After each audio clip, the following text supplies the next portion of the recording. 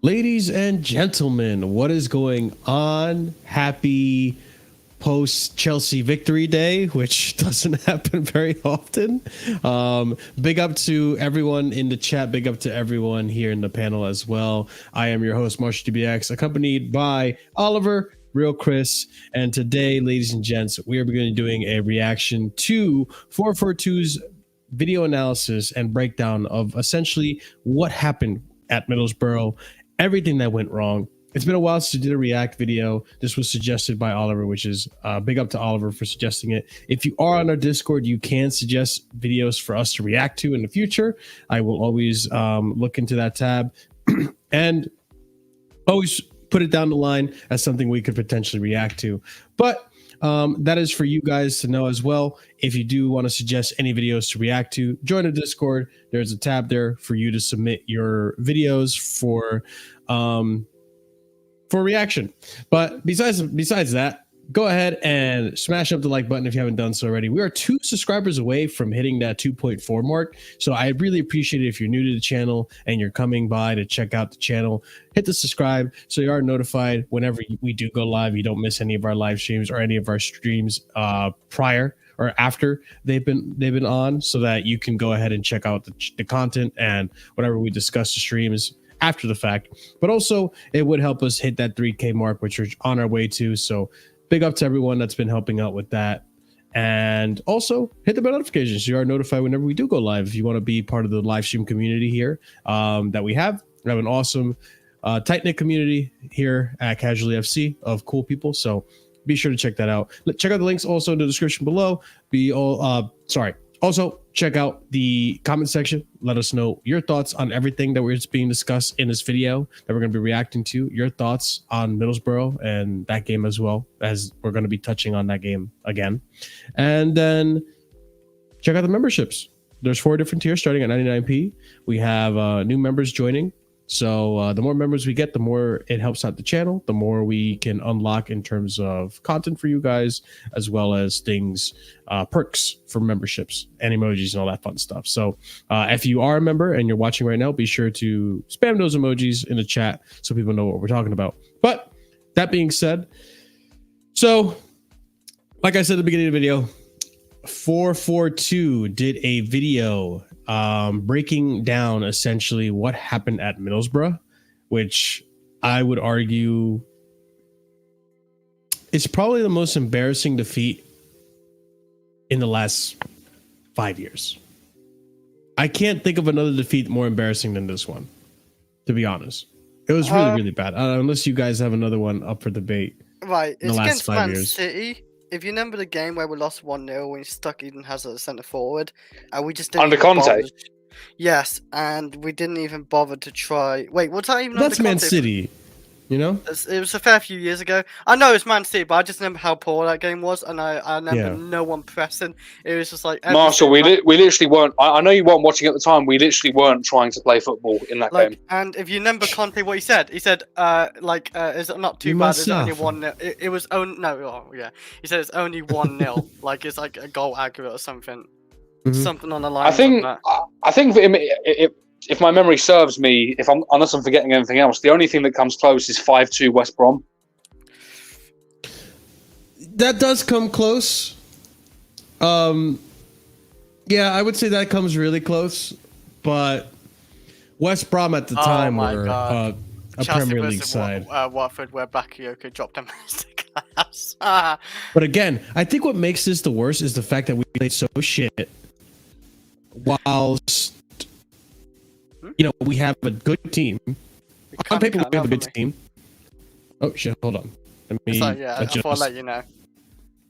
Something, the sound, I don't know what happened or something. Yeah, you're good now. You're good. Yeah. We're good now. Yeah, thank you for letting me know. What elite side are we building casually? What do you mean, what elite side? Oh, this guy. Listen, time will tell. But this team is of a decent quality. We have players that have a really high ceiling in terms of potential. So to lose to Middlesbrough, a mid-table championship side, is really bad. And I'd rather lose to United again. I'd rather lose to West Brom. just being it. Nah. Just Where being West honest Brom on here. the table?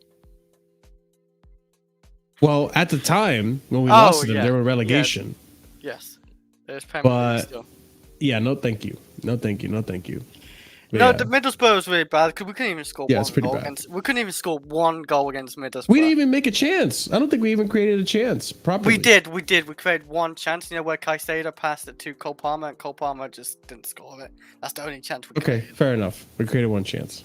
So it's embarrassing. It's just embarrassing. At least in the other games, we scored and did that. And yeah, as far as I can remember, this is the most embarrassing defeat in the history, in recent history. So Yeah. let's go ahead and check out this video. I got one more game in me. Sorry.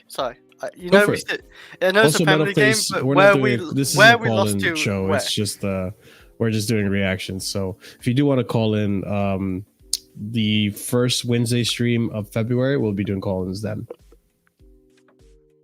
Go ahead, Chris. I was gonna say, you remember the Southampton game under Potter where they had no manager, they're 20th, and they wasn't getting any wins to save their lives, and we actually lost 1-0 to Southampton.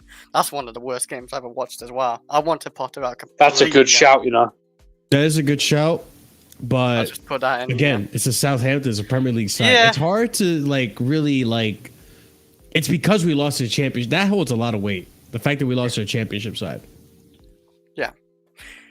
It's not good luck when you lose to a championship side. It can happen, but Especially the way we lost it. We lost it really shit. Like, it was like we were playing Man City or something. And it was just ridiculous. Oh, man. Okay. Let's go ahead and get this started. And for those of you who don't know FourFourTwo, he makes a lot of content about breaking down football tactics and all that jazz. Right, Oliver? I'm pretty sure this is what his channel revolves around. I mean, Football tactics and all that. I don't watch this channel religiously, but based on the stuff I've seen, that is an element. That is at least an element of his content. And I do like most of his videos. This just so happens to be a Chelsea video. They cover all teams really, so maybe worth a look. You know, maybe give them a look if you like it. You know, subscribe obviously if you want to. I'm up to you. Yeah. But yeah. The original video is down below, so you guys can watch it uninterrupted, and support the channel, which we're all for here. And like previous React shows, be sure if you're on the panel, if you want to pause and talk on something, just let me know to pause, and we'll pause there. But all right, let's start off this this video. Let's see what it's about. Here and just Chelsea. Again, they have been beaten 1-0 by a very determined Middlesbrough side in the Carabao Cup. And while, yes, it is only half-time in the fixture, and full disclosure, I do think they'll probably turn it around, the fact they lost that game in such underwhelming circumstances should have alarm bells ringing. Don't know how to give that one really sort of neat little title, though. Oh well, sure, I'll figure it out. All right, so first off, this morning, I've seen a lot of stuff saying... Funny, because I feel like that title could relate to any season prior to this as well. I feel like that's been the story of Chelsea for the past 4 years. Timo Werner and Kai Havertz, really, yeah. Yeah, pretty much. We just can't score, no matter what. Until this season. That's not exclusive to this season, pretty Just much. okay. Like, I feel like this season we're doing better when it comes to scoring than we did in prior seasons. That's why it shocked me how we couldn't score against Middlesbrough, because how well we score on goals like all season. It's conceding where I have a problem. It's really quite simple, Chris. Cole Palmer had a shocker, and we rely on his individual brilliance. That's the real long and short. We do rely on him, but there is other people who can score. Like Sterling can get a few goals, not Brozier, but Madueke can actually get a goal. Nah, fuck Brozier. You're not wrong. I know you're not wrong, but at the same time, like, wait, Chris, you don't rate Brozier. Yeah, you don't rate Brozier, bro. I know I don't. That's why I said. That's why I didn't put him in the list of who can score goals, because that guy doesn't score goals really. No, I get what you're saying, but at the same time, like, I would put my money that in the striker position, Brozier will more likely score you a goal than Palmer. Just because Palmer's great. I would have played him against Middlesbrough, by the way. I didn't understand why. No, I would have. I would have after the last game, because he scored a great header and he almost scored 2. I would have played him for like confidence, and he deserved it because he played well. But the manager, being a manager, changed it up. Yeah, but like I said, it's not exclusive. That title isn't really exclusive to this season. That's like the last 4 seasons for Chelsea. But let's go on in the video. These Chelsea players just simply aren't good enough. But let's just have a look here. It's also not true. But. Yeah, they are. Now, I know they're beset by injuries at the minute, but that is still a back four with strength, experience, pace, got a lot of good qualities. They've still got, on paper, the best double pivot in the entire Premier League. Like, Caicedo and Fernandes should be dominating every single game they're in. It's a really talented front three, and I know Conor Gallagher gets a lot of stick, but that is the perfect player to have in that position because he can drop in the build-up, he can help when they need help there, he can go out to either flank, he likes to get into the box, he's got a goal in him. He's like a really functional, really useful number 10. But the problem... I hear with the press and all that because he's everywhere and he can actually do all that type of shit, what he's talking about, basically.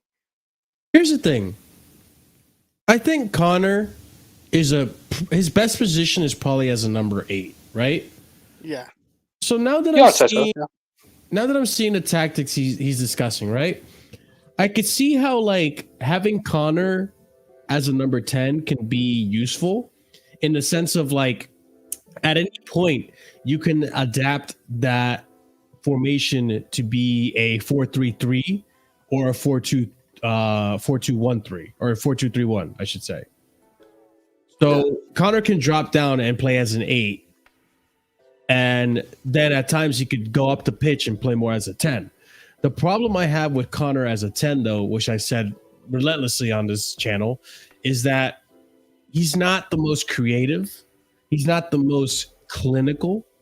He's not the most, even he does have a goal in him, but even this season, we haven't seen that much of him shooting or doing much. He's mainly getting assists this season, if anything. I think his clinicality is the main problem. He scored 3 goals in 1.5 seasons in the league. He has the most shots this season without a goal. Yeah, we asked Enzo to do it. Like I don't know, man. I don't dislike Connor. I never have disliked Connor this season, at least.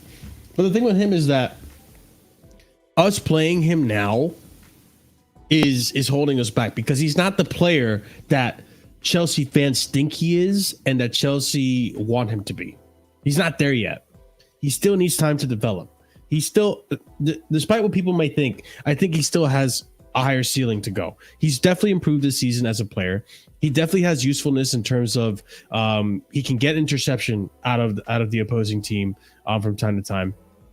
He does a lot of the dirty work, the running, whether it's efficient or not, that's up for debate.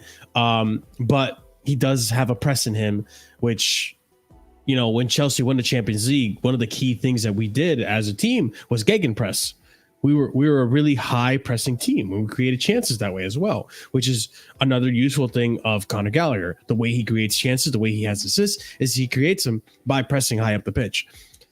But it's his awareness of when to do that. It's the timing of when he does that, which more times than not, when he does do a press, when he does try to intercept the ball and fails, when he does this, he more times than not leaves Enzo or Caicedo exposed in that midfield. Whereas, for example, someone like Nkunku is probably more decisive with that. It's probably more wise when he does that. It's probably more aware that if I do this and if it doesn't pay off, I really put a lot of strain on an Enzo and Caicedo, my pivot, and I put them in a bad spot.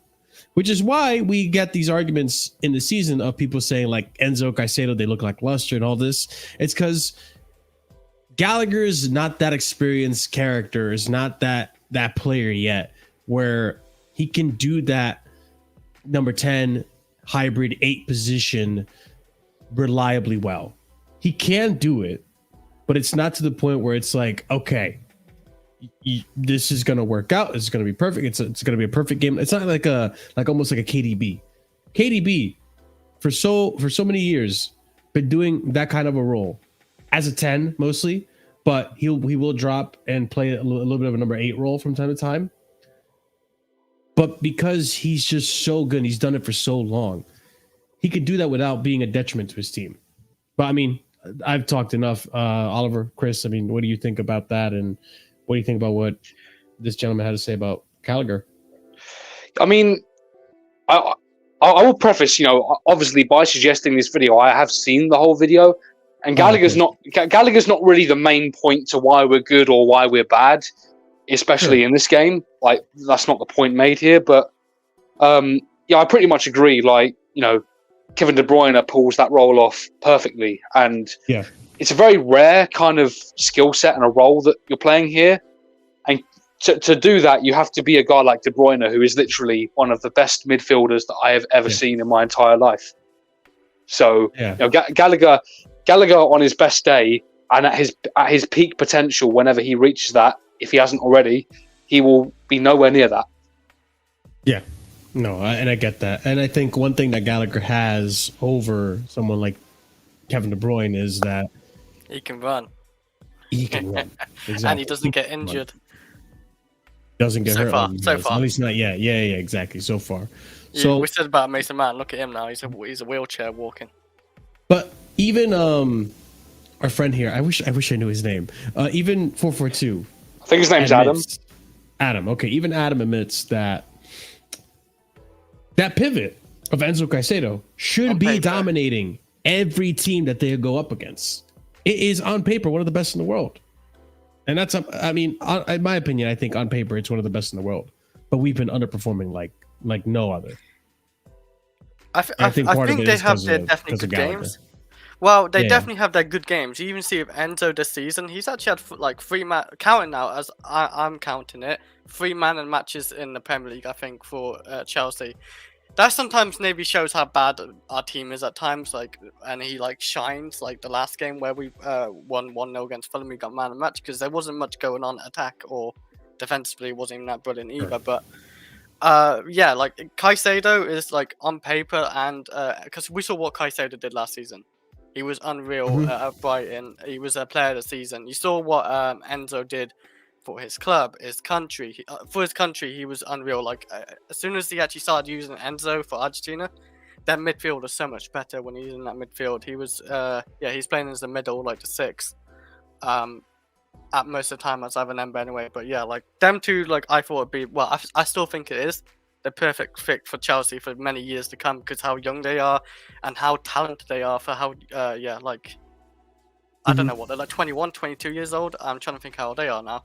So they're gonna last 27, 28, I think, and that's good for Chelsea because if that lasts that long at Chelsea, it's a great investment because 100 million for 8 years is great. Well, 200 million for the 2 midfielders. So that's why I don't care how much we spent on them because I knew they'll last for a long time. Well, I feel like they will. Gallagher's Gallagher though. You already said enough about Gallagher. Yeah, no, but I agree with you. I think part of the allure to these players like Caicedo and Enzo is that they're so young and they could potentially do this and improve from where they are right now for a long time coming, which is, right now people have their hesitations and their reservations, I should say, about it. But I guarantee you in due time, I think we all, for the most part, agree that Enzo and Caicedo will come good, and with the right players, with the right manager, we will get the best of them, and they will be that world-class pivot that we thought they were going to be when we bought them. I was going to say, I don't think they're going to be fairly rated even by some fan bases, even pundits, because I saw when they who was the guy? It was Match of the Day. Gary Lineker. Yeah, they're talking about. You talk about the 100 million players like Caicedo, Enzo, but look at Gallagher. Enzo was man of the match, and all they can talk about is Gallagher, and Gallagher wasn't even good that game. So there's some sort of Marshall. I was going to bias in this country. Yeah, Marshall, I was going to mention the Fulham game. I know you didn't watch it, or at the very least didn't catch all of it, but that game, Enzo and Caicedo were fantastic together, and that is a glimpse of what we could see with more consistent tactics, like the Fulham game. Whether it's tactical or not, as long as those two play the same way, they're a bit closer to each other, starting to use that chemistry, then exactly. Well, partnership is 2-6, but that's what I'm saying anyway. This country, it's got a bias with English of course, but also a bias. They cost 100 million, and they're not going to be fairly rated at times because how expensive they are. They should be doing. Some people are GA merchants. Some people are GA merchants for midfielders. Like if you're 6, you have to score goals for some reason, even though Paul Scholes didn't score a whole lot of goals in his career or get loads of assists. Chris, we were saying this on yesterday's. We were saying it on yesterday's stream. Go and look at how Declan Rice did against Fulham at Craven Cottage. Oh yeah, I know. Or was it Craven Cottage or was it at the Emirates? I can't remember. But the last game those two played against each other, 2-0 to Fulham. I think Declan Rice is a great midfielder too, but like like he's gonna have his bad games too. But you don't hear about it. But that's the reality. We're not saying protect Enzo and Caicedo when they have bad games. We're saying have the same energy for Declan Rice and other people. You know? It's because he's English. I know, but one dream. But I guarantee you, if Declan Rice wasn't this team, he'd be just as heavily criticized and very. I would feel. And listen, right? This season, we'll be discussing this during our predictions. Who we think our player of the season is when we get out of the January transfer window is. But as of right now, the way I see it, I feel like right now Rice has been so good for Arsenal that he is in contention for my player of the season right now. Like he's just been that good, but he hasn't been doing anything crazy. Like he hasn't been scoring a bunch of goals. I just see the amount of control he has in midfield.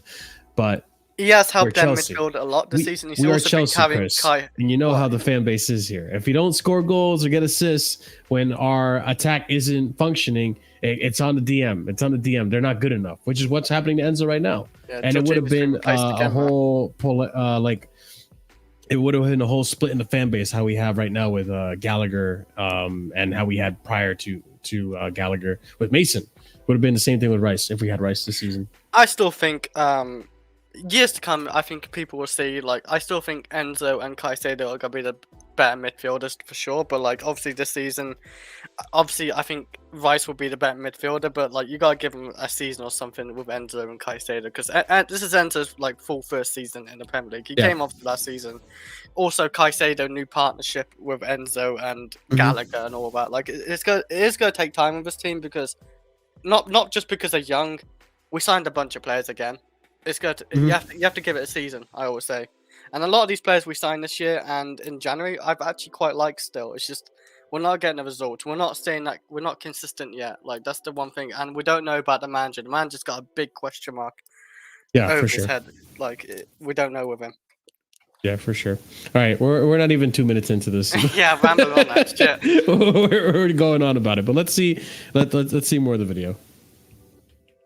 Chelsea had was that in Middlesbrough's lineup, they were bringing their two major Achilles heels. First of all, the ability to form a compact low block with these players, but more importantly, just a willingness and a determination to work really hard off the ball. And if you've got both of those things, as we've seen this season, you've got a really good chance of beating Chelsea. And just to sort of prove it's not really to do with ability, this isn't even Middlesbrough's final form. They're missing something like 14 first-team players. They lost 2 during the course of the game. I did want to touch on that, actually. That just makes it sound so much worse, man.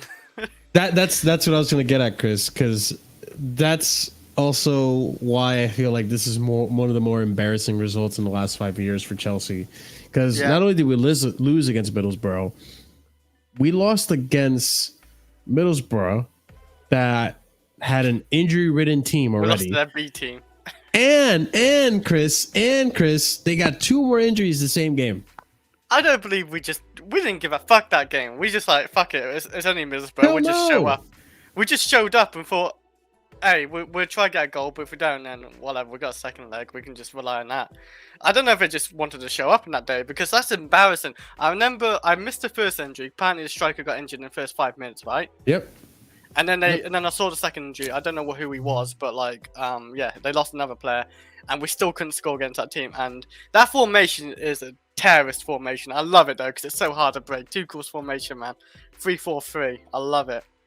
But yeah, God, it's hard to break. Don't say that too loud. The Chelsea fan base will, get rattled. It's a great formation. I love it. But it's one of my favorites. Just. That's also partially why we conceded the least amount of goals in the Champions League. Oh yeah, the season we won it. It couldn't be broken. Yeah, we couldn't get broken down. Which, hey, whatever. people say what you want. We created plenty of chances that season as well. Embarrassing. Like we lost to basically a B team Middlesbrough, and we had a lot of our main guys still, and they couldn't do it. Yep. They didn't show up. Like as you saw, like Fulham, we showed up for that game. I think somewhat showed up for that game, and then Middlesbrough, we just like, yeah, whatever. We don't care. It's shambolic, but let's continue.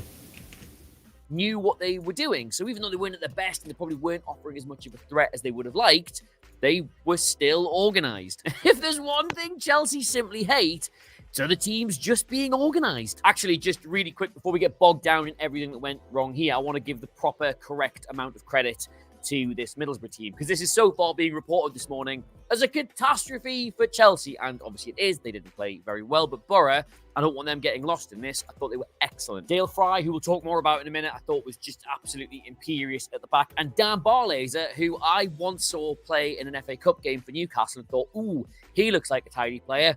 He was magnificent. In fact, if you grabbed a space alien from the sky and said, watch Barlaser and watch Fernandes, and then tell me which of the two is the £100 million World Cup winner and which is the 900k bargain from Rotherham, they would say...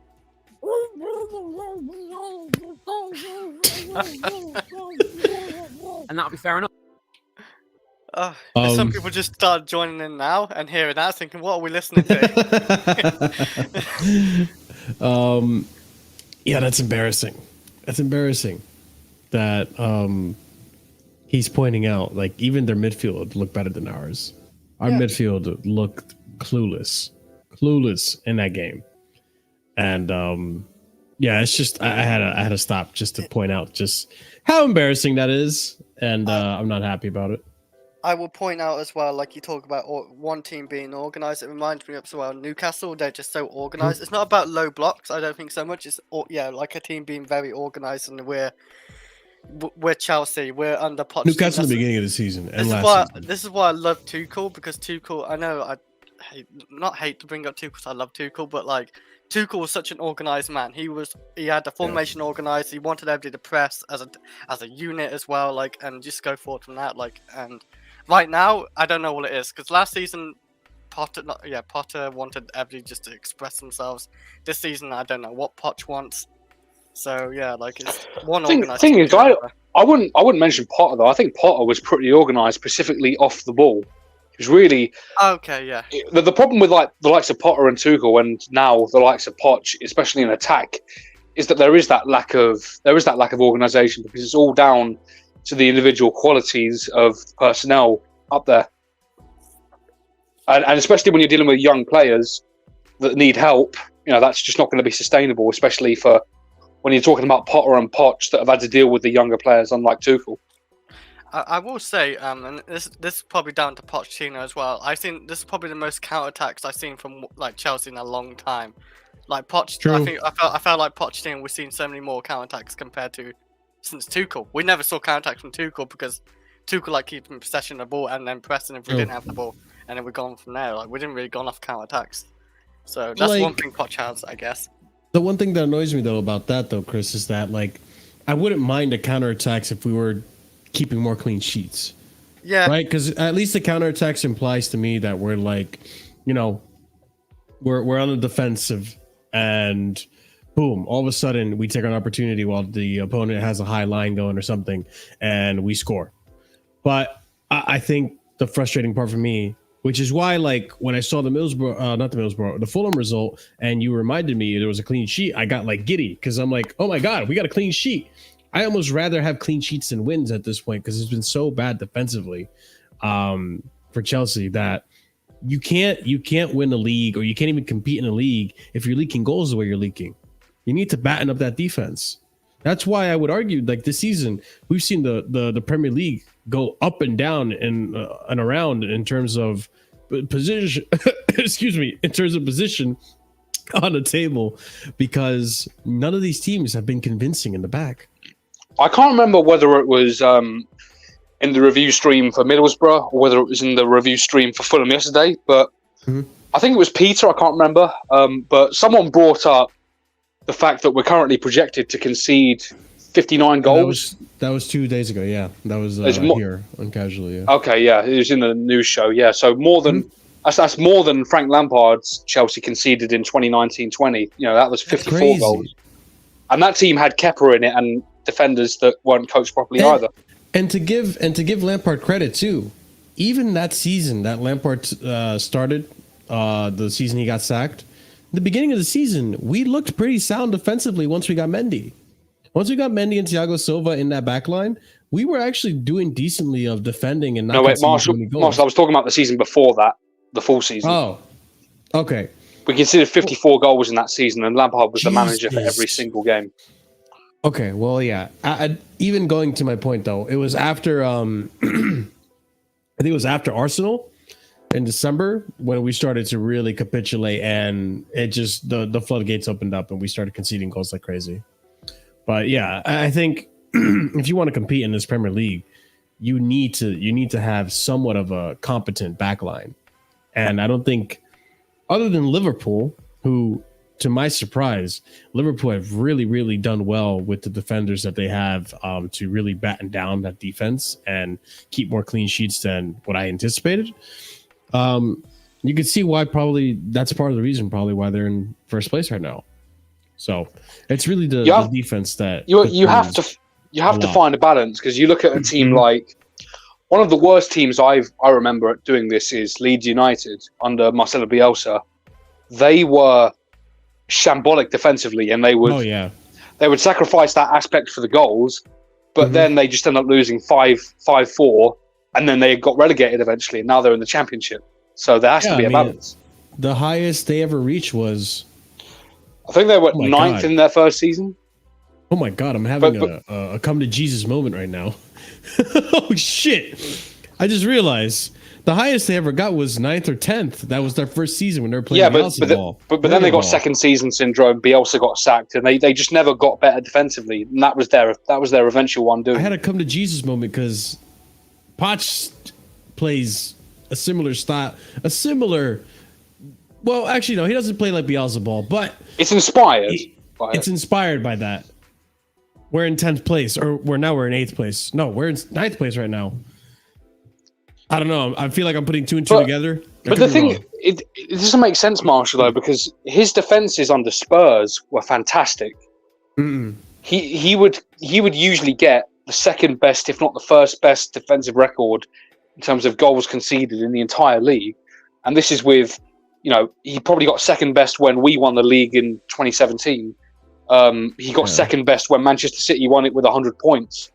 He's always been known for getting good defensive performances out of his teams. So this is why I'm so surprised that it's been this leaky. Yeah, it's and we have good defenders as well. So it's just baffling. Yeah. Like I'd sit here and without a doubt tell you Thiago Silva, even this season, is better than Vertonghen has ever been. No disrespect to Vertonghen. Vertonghen's a great defender, but Thiago Silva is just class, But I could be chatting shit because I'm a Chelsea fan. All right, let's continue. Fair enough. And also just huge credit to Michael Carrick as well, because there's already a Middlesbrough side down to the bare bones. And when they lost two of these players in the first, 20 minutes, he didn't just alter the personnel, but he managed to alter the shape. Okay, so Chelsea. Now, first off, they did have their chances. They probably should have scored. They probably should have won the game. But crucially, they did not. And if this was the first kind of defeat they'd had like this season, you just write it off as a bad day at the office and say, oh, well, we'll do them in the return leg. But this happens time and time again to this group of players. Why? Well, in total, Chelsea had 18 chances. I've overlaid them onto the pitch here so you can see them. And the first thing you'll notice is absolutely loads of them are from miles and miles away. As they get frustrated, they struggle to break teams down. Someone just has a shot. Like these. This guy's frustrating me. 18 chances? It's reminding me of more pain. Oh yeah, Marshall, you've got to remember a chance. Well, a chance created is a pass that leads to a shot. So I know that, but 18 chances, even if they're caused by error from the other team, is still plenty of chances to score a goal. No, he'll explain his point a lot. But I will say okay. a lot of it's pop shots. We're just shooting from anywhere, angles outside the box. we only had 3 really good chances where Palmer really should put like 1 or 2 away at least. But this guy's frustrating me anyway. He's just reminded me we lost to literally Carrick's team as well, who was literally Ollie's second. Like his wing second, what's the word? I forgot the name of it. Assistant coach. Assistant coach, yeah. Chris, if anything, I'd argue that Ollie was number 2 to Carrick and McKenna, because those 2 guys have gone on to manage clubs themselves, and they've actually looked competent in their divisions, whereas Ollie just, I don't know, man. He's vanished. Where is Ollie even working right now? If he even has a job, you know. I don't think. Well, there you go. I don't think he's even working, to be honest. But yeah, this is so frustrating to hear that we had 18 chances to get in Middlesbrough and we couldn't put away any of them. It's so infuriating. 18 shots. Yeah, that's insane. But all right, let's continue. 5 that are absolutely miles out. They're all from a different player. Like it's Fernandez, Caicedo, Palmer, Gallagher, and Desarty. So it's a team-wide problem. It's not just that one person really fancies themselves from distance. But nonetheless, there is a little cluster right in front of the goal in that area where you always feel like you should score from. So let's look at all of those. So first up, in the 29th minute, we have this chance from Levi Colwell. It's a header with 2 players around him and it's back to goal. Not a good chance. Next up is the really, really bad Cole Palmer miss. And yes, he should absolutely bury this. But this is not a good chance Chelsea created. It's from a long-range effort. Say that again, Chris? That screenshot looks mad. Like that's like, you know, when you're taking a picture of Timo Werner in the 6-yard box and it's like open goal. Like I get why I understand why he missed it, because the way he's put his foot into it. He was reacting. His reaction.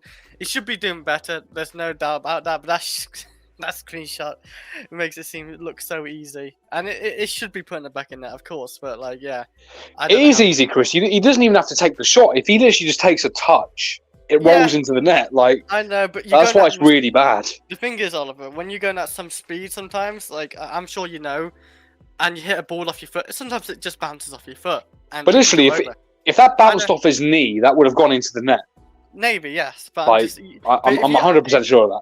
Like, because I've run into a ball with speed sometimes, and I'm not even a good shot myself. I'm a midfielder or defender, but it can bounce off your foot and then go flying. I've done stinkers sometimes, like, you know, just messing around, training, or even in a match. Like, it can happen. But yeah, he's run at a weird with some speed, and that's why he went over. But even then, like, I feel like this comes with experience, obviously, but and that's why I'm not gonna go too harsh on Palmer, because he's been so good for us this season regardless. But in due time, with his experience player in that position, you know how to almost use your body to break your momentum, right? We've seen players in very awkward positions fall or lunge themselves in a very awkward way so that they can put just enough on the ball so that it goes into the net. In this occasion, if I remember correctly, he skied it. It went over the bar. Yeah. Another striker probably gets a touch but has to fall forward. You know, lean forward, fall forward, and really awkwardly have that ball roll into the net. But it's a goal regardless. Not the prettiest goal, but it's a goal regardless. And I think that's something that's probably one of his hardest chances to put away in a way. Again, he's reacting to it, so I get that. But an Osimhen or a Drogba, let's just say Drogba in this situation, he throws himself at that in an awkward way, almost like maybe even like throws himself at it, but like he like almost bicycle kicks it in, like almost like it's really, you have to maneuver your body in such a weird way so that goes in and you're reacting to it.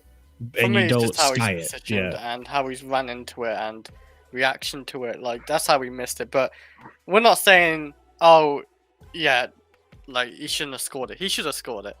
Of course, I'll be honest. If Drogba's running onto that, he's just gonna chest that and it goes in. Yeah, something like that. It would be an awkward thing. Like if you go down low in your head, man, or you hit it closer to the ground instead of letting it bounce. Like, it's just, there's all types of way that you could have probably scored it. And I'm not making excuses for him.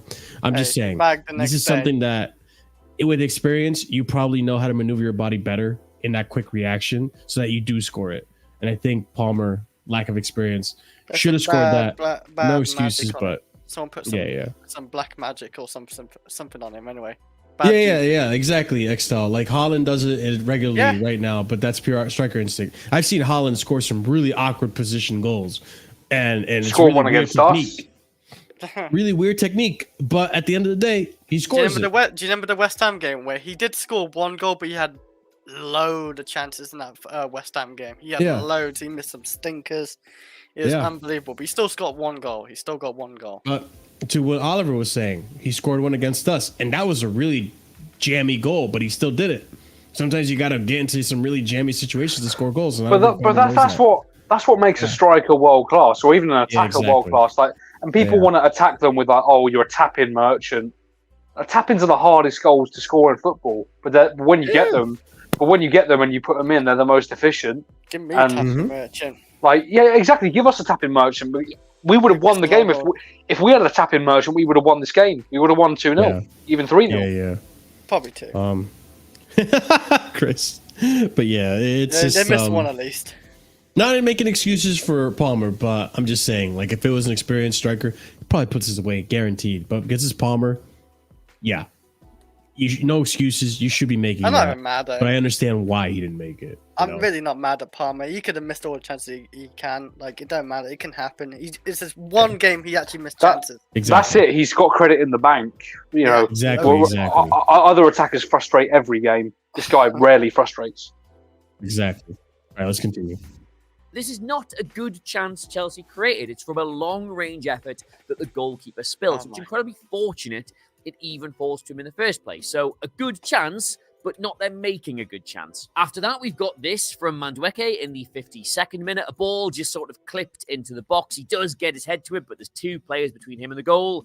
You're never going to score that. A couple of minutes later, we've got this from Conor Gallagher, who starts with his back to goal and kind of tries to wriggle around the defender and swings a leg at it. It rolls past the post. Again, not a good chance. And then finally, there is this, which actually took me a while to find in the footage. This is Dizazi having an attempt at goal from within the 6-yard box. But as you can see, it's just a bouncing ball that he's reaching out for, and I think he just toe pokes it gently towards the net. It is also not a good chance. And then, of course, add to all of these the other really good Cole Palmer chance that he should score. But where did that come from? It's not them tearing the championship side open. It's not them having more ideas than Borough can live with. Someone's brain just falls out and they give it to him. So, bottom line here, they had loads of chances, but they didn't have any good chances. So, why not? Well, the easiest way I can think of explaining it is that this is genuinely a really good team, but it is a team so reliant on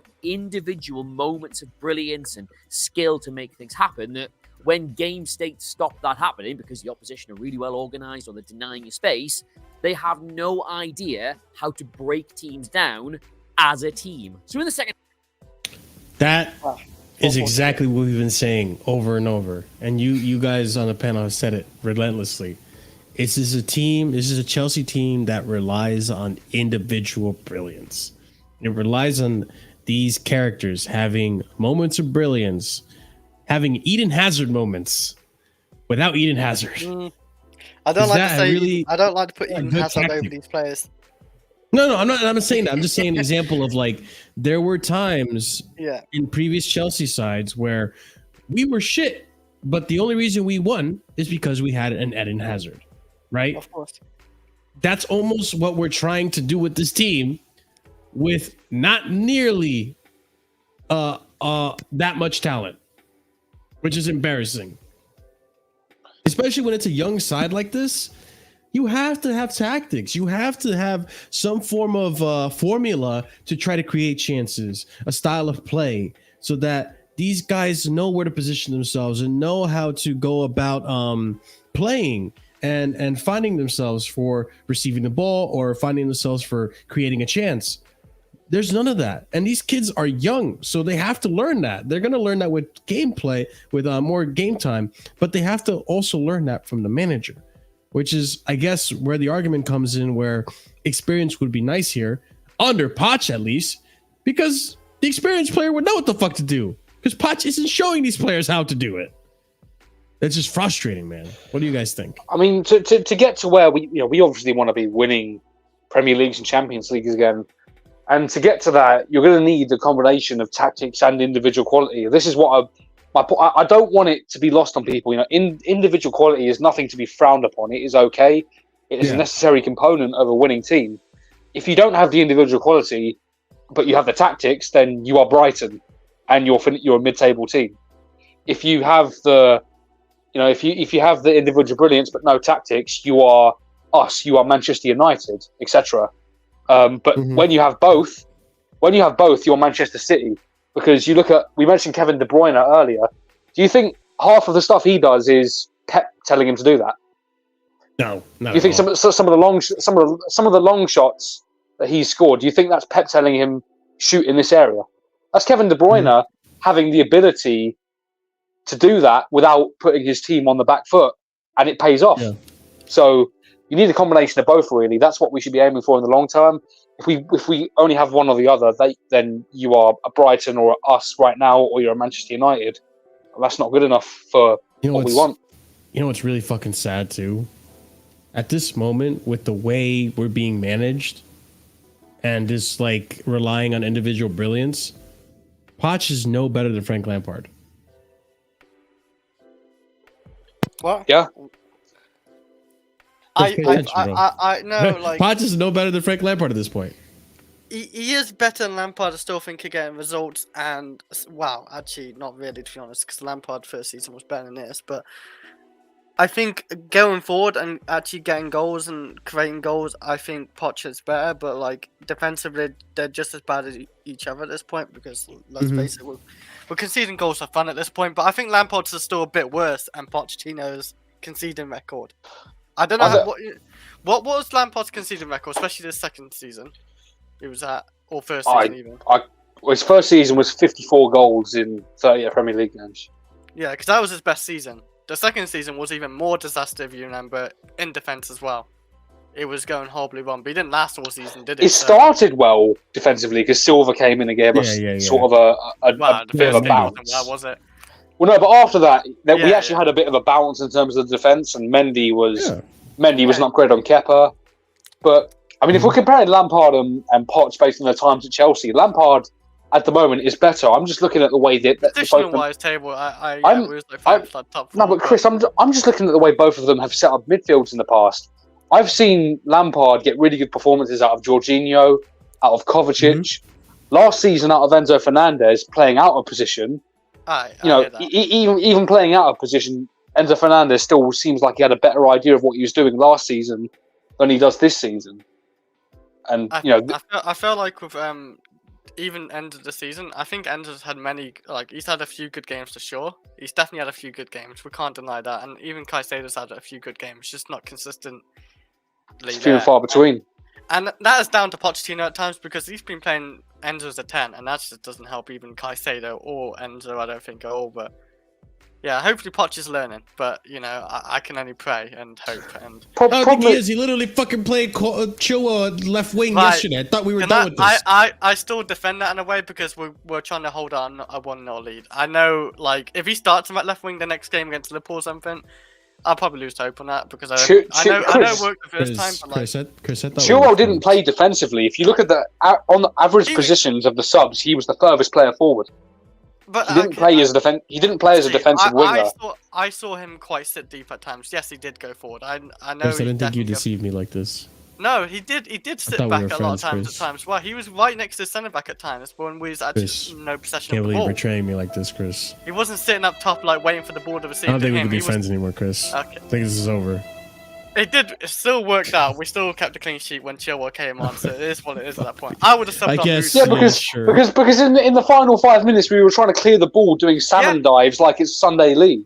Yeah, I even said when we was watching the game, so clear it like Sunday League because we're not holding on to that ball. Oh my days, bro. All right, well, let's get back into this video. But that's just embarrassing from Poch that he can't even set a tactical side. You would think in all these years of managing Tottenham, PSG, on, Rainbow. That's Southampton. Not true. He doesn't do just safe passes. He does a lot of risky passing. I'm not sure if you noticed or you're not paying attention, but he has done some great passes where it's actually created good chances. Who are we talking about here? I just saw a rainbow in the comments said like sell Enzo now, like while it's safe or something, and Enzo just like easy passes.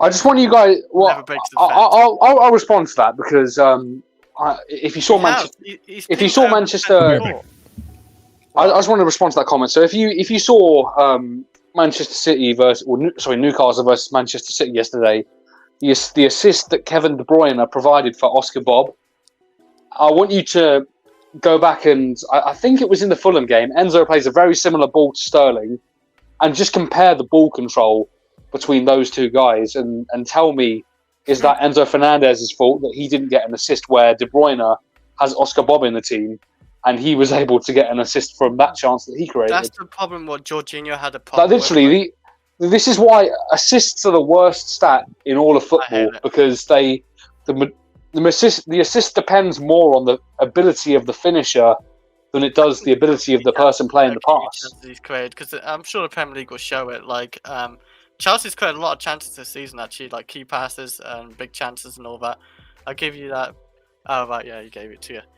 No, but Enzo, that's the point of the midfield. You got to keep control of the game. You can't just always play in hero ball like Bruno Fernandes. We don't want a Bruno Fernandes in this team. I'm telling you, Chelsea fans, you don't want that. You'd be wanting that. We just got rid of Mason Mount. Like, yes, you don't want a guy who's always going to do hero ball, and he can obviously do that hero ball and ping it. Like he only does it when he knows it, when it feels right to him. Basically, he doesn't want to do it for the sake of like doing hero ball. That's the type of player Enzo Fernandez is. I'm glad that he is that type of player. He's like. Jorginho's like that as well. He can ping a ball as well. He had the quality to do it, but you don't do it every time just because you might get assists from it. Like it's like Bruno. He's a GA merchant. That's what he is. You have to have a balance to it, or else you can't control the game. This is the sort of team that we want to be, and this is the sort of football that the top teams play. They control the ball as an efficient way of creating chances. Spamming it in all the time or hoofing it long every single time you get the ball, that just leads to basketball matches, and then players are going to tire out. They're going to pick up more injuries, and it's just not going to go well for anybody. We're not going to win, and no one will be happy with that. Obviously, I see people in the chat saying he's trolling, but the thing is, there's some people out there that aren't trolling. That's the thing. We have to respond because there is enough people in this fan base that don't rate these types of players. Mm-hmm. I feel bad for midfielders today as well, because there are some people who just look at GA and say, "Oh, you ain't doing enough GA." Yeah, some of the standards just look at Modric's like GA over his whole career every season, and he never gets past 10 goals. He barely even gets past 10 assists for Real Madrid in the league as well. But that's the thing. Like if Enzo Fernandez was at a Real Madrid or a Barcelona, we'd be looking at this team right now and saying, "Why do we have Conor Gallagher?" but because he's here, it just gets overlooked. And Enzo's actually got, I'm pretty sure, by the way, the most man of matches individually in this team. I don't know if Palmer's actually got more man of matches. Oh, it's got to be Palmer. It has to be Palmer. Are you sure? You think he's got more than 3? He might do. Yeah, come on, man. Okay, let me think then. So I know he's had a few. He might be, but I'm just. I know Burnley. Like second. I know Burnley away should have been the man of the match. What else? I'm mainly talking about official, like not like thoughts and shit, because that don't matter really. Like, but official man of the matches are worthless. You can say that, but I'm just saying that. But every time Enzo's won that man of the match, I felt like it's justice. The Liverpool game, he was the best player on the pitch. What was the other game when he scored 2 goals? Brighton. That game? I felt, he scored 2 goals. I think even though that was a worse game compared to Liverpool, but it was deserved man of the match. And the one against Fulham, yes, he was man of the match in that game. Yeah, yes, over 5. I was thinking about maybe 5. I overshot. I forgot about Palmer for a second. But even so, he's second or something. When it comes to modern day football, I don't know when it happened because I wasn't paying attention to football back then. But excuse me, whenever modern day football switched over to the 4-3-3 or the 4-2-3-1 style of like the main style of play that you see in the majority of teams, because I say that because it used to be 4-4-2. Like 4-4-2 used to be the staple common tactic, common formation around the world, Chris. I used to see it all the time in South American football when I was watching South American football. But 4-4-2 was the most common tactic to play. Ever since 4-3-3 or 4-2-3-1 started to become the new staple, I think people started to change their opinions of what they expect from one, fullbacks, and two, midfielders. And I think that's where we get this notion of, a number 8 can't just be a number 8 anymore. A number 8 can't be a Xavi anymore. Like, I guarantee you, if Xavi was playing in today's game, in modern football right now, people would say he's a shit or just a mid-level midfielder. Even though us fans who have been watching for such a long time understand that Xavi was one of the best midfielders in the world because he had just amazing, consistent passing ability. With Enzo, it's almost the same thing. Like, people rate Mudryk for whatever reason because Mudryk has like phenomenal in his repertoire, phenomenal world-class goals in him. But that's not that often. That doesn't happen that often. Not even goals, but assists as well. That doesn't happen as often as people think it does. And what makes Mudryk so good is just how consistent he is in that midfield, how controlling he can be in that midfield, how he maintains possession, how he passes the ball, and so on and so forth. That's the same thing that I appreciated Jorginho for in this team. How Jorginho was a boss in the midfield when it came to maintaining the ball. You couldn't take the ball off of Jorginho. He was so good at that. And just, he was going to show up in the midfield. He was going to give you a pass. Whether he always broke the lines with his passing, that's up for debate. And even when he did, people didn't give him credit because the first season he was here under Sarri, he did plenty of those passes to break through the midfield, and we just never did anything with it. So I go back to right now with Enzo. We're seeing the same thing happen with Enzo, where Enzo does create chances. He does give you line-breaking passes, but we don't make much of it. But because he's not scoring you goals, because he's not getting you assists, where people in the modern day game now say he's shit midfielder, a shit player. Even though what he's doing right now, primarily his main role as a number 8 or in a pivot player, as a midfielder, he is one of the best in the world, if not the best. The thing is, though, Marshall, he doesn't even have to create chances or break the lines. If he can do something that puts someone else in a better position to do that, then he's done his job as well. Exactly. I agree 100%. And that's what you want your midfielders to do. They want you, at least these midfielders, a number 8, right? Number 10, we're talking about a whole different standard. Well, you want number 10s to get more goal and assists, but you also want them to be consistent when they're passing as well. One of the key components about being a midfielder is having good passing ability. That's why midfielders are midfielders. They have good passing ability. That is like one of the key components of being a midfielder, amongst other things, right? It's a mental thing as well, particularly, I'd say. Yeah, that too. But again, with Enzo, because he's not doing all these fancy tricks, he's not scoring all these fucking 18-yard goals and so on and so forth. We're not people in the fan base don't want to rate him, which is ridiculous. You want your number 8 to consistently put you in a position where you can get the ball if you're an attacker, or you can give the ball to someone if you're a defender, and you can create chances if you're an attacker, or you create chances for the attack. So again, or even win the ball back if you're on a defense. So I feel like Enzo has done this plenty of times, but because he's not scoring you a goal and not getting you hard when he's fucking, shooting a screaming shot, like, you don't want to rate him, which is ridiculous, despite if you're trolling or not. But all right, let's get back to this video. I did enough rambling about on Enzo. Let's go on.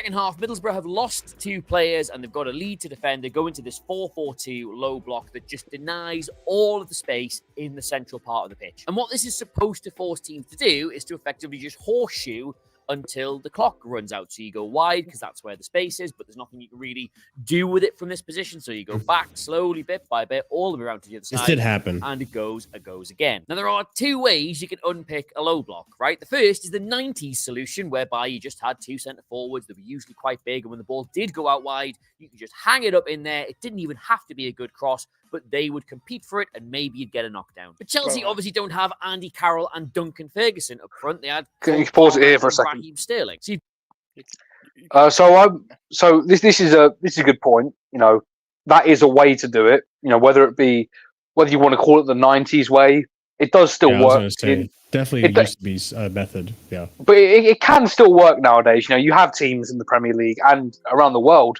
that do still implement these kind of tactics. Crossing the ball can work. Why are we doing it to Cole Palmer? Why haven't we got Armando Broja on the pitch? Exactly. That, I think that's part of like what we were getting at in our initial reaction to the game was, if your tactic is going to be to cross the ball in and all that, then why not bring Armando Broja in? And then by the time Armando Broja did come on, we stopped doing it. That's the one thing I like about Broja. Like, he's actually got a good heading ability, I think. Like, he's got good power to it, a good strike to it. Even in Zachary doesn't seem too bad when he actually has a header, like, you know, chance. But yeah, like you saw against Preston, was we 0-0 when he scored a header, or was we 1-0? Yeah, he scored the opener. So yeah, he's the one who broke it as well, and he could have done it in this game as well if we actually did something like this. But we had Cole Palmer, like that. Pochettino just he fucked it up. He's the one who mainly for me fucked up that in that game for that. Like his substitutions, why he didn't start Broja again in that game, I don't know. Because we literally beat a team where they're on the same level as a Middlesbrough. They're literally on the same level. They're on the same points basically. They're both mid-table. They're both the same league. And we won 4-0 the other one, quite comfortable. And then we struggled against Middlesbrough because we went 1-0 behind, and then they did that basically. They sat like a 4-4-2. And Chris, this is why we can't be sure that, like, you know, we talked about the fact that Enzo played better and Caicedo played better as a unit against Fulham. We can't be sure that Poch is going to learn from that, because he didn't learn his lesson about, okay, in the Preston game, we're going to change at halftime, get Broja in the box and whip the ball in and see what he does with it. Same thing with Chilwell at left wing. We thought that, he dropped him before he got injured, so maybe he's learned it. But no, he brought him on in the previous game. So I couldn't believe when I saw that, dude. I was in the car seeing red. I was like, there's no way I'm seeing Levi Colwill on the pitch and Chilwell just came on. That's why I had to ask, is he playing Chilwell at left wing? Ugh. Yeah. And seeing Levi Colwill at left back again just sent me. I accept that. If we kept the 1-0 lead, I accept it. And we did, so it worked. Ridiculous. In some way, it did work. I don't want to see Chilwell as a left winger, don't get me wrong, but if he's coming on as a bench player. He didn't start Broja against Middlesbrough. It was no, unless you mean was it Leslie? Unless you mean Palmer, Vic. Oh, Leslie did play, didn't he?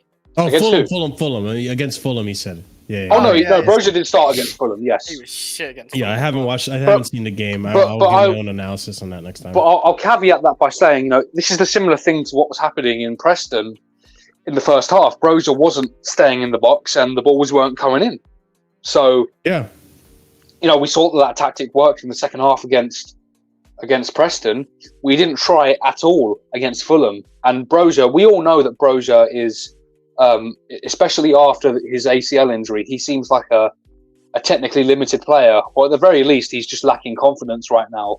You need to break it down to bare basics and just get the ball into him. Don't ask him to hold it up. Don't ask him to do flicks and tricks. Just get him to hit it first time, be it with his head or his foot, and try and score. Here's the thing. After watching this video, and now we all understand that Pochettino isn't coaching a style of play. He isn't coaching a tactic or a formula that will create chances for a certain striker or a certain attacker. Now I'm looking at this and thinking, can I really blame Broja so much for his really, really recent bad form? Like, even under Tuchel, when he played under Tuchel had a style of play. Tuchel had a tactic. Even Potter had tactics and a style of play. I'm pretty sure if Potter had stayed and we had Broja, I'm pretty sure Potter could have gotten a tune out of Broja if he would have dropped Havertz for Broja, that is, as well, because I know he had a freaking Kai Havertz fetish. But in this system, I can see why some players are underwhelming. Some players don't have that impact that they should, because let's also, 1 second. Let's have it right. Some players in modern football do well under a certain style of play, and some players are just individually brilliant System players. You're basically saying. Some players are system players, and A some lot of players are players system are players, just I think. overall just they play well no matter what system you give them. Yeah. So now I'm thinking like, should we give Broja a little bit more slack? I think if you ask Broja to sit deep, why not? Well, go deep and do what Jackson does. Wait, for hold Chelsea. on, real quick. Chris, I'm sorry to interrupt you. I don't think this Oh, revisionism on Potter. I still think Potter was shit. But one thing I'll give Potter is that he did tactically set us up in a way that we could create I found chances. his style of football so boring though. I'll be real. I hate watching it. But it's a style of football compared to what we have now, Chris. Yes, you could say that, but like with Potter, I felt like watching his football was like honestly like maybe watching like Ollie's football or something, just paint dry. I couldn't. I couldn't stand watching Potter. Oliver, before you go, that's fine, Chris. For me still in a way. That's no, I agree with you. I think he's still worse than Potter or Poch, as to say. But one thing I got to give Potter is that he defensively we were still sound under Potter. Yeah, it was. And I agree. second, we did create a lot of chances under Potter, but we had shit fucking attackers. Who like Kai Havertz and all that? Or Yeah. Oh yeah. So I hate that you made me say that, but yes, I'll give you that. So under Potter, when there's no, or under Poch, when there's no system and no anything, and you're just reliant on individual brilliance and the players, to these 21-year-olds, these young players to be creative and, hey, make something happen. This isn't an experienced player. That experienced player has seen so many ways to make something happen and they can come up with something.